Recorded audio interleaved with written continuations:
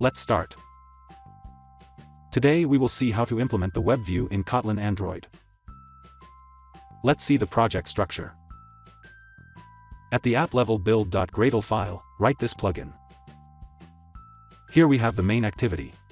And in the UI, we have the activity_main.xml file, which is the main activity's layout. Let's see the UI. The constraint layout is the root layout. This is the web view. Let's see the Kotlin code now. These are the imports.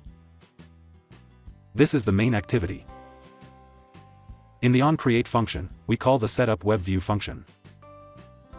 Here, first, we enable the JavaScript in our web view.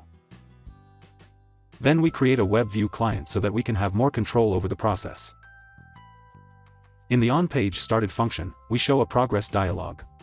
So until the web page loads, the user will see a progress dialog.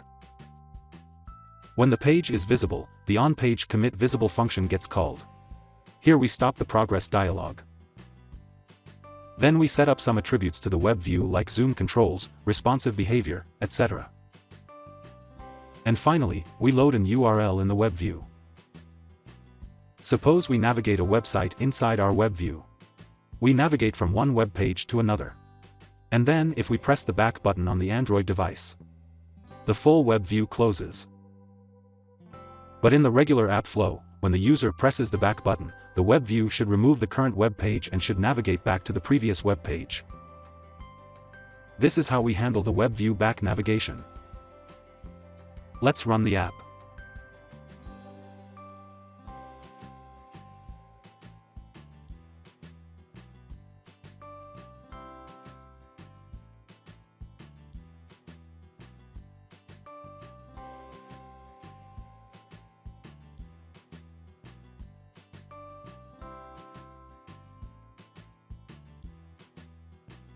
So that's it. That's how you can implement a web view in Kotlin Android. Thank you.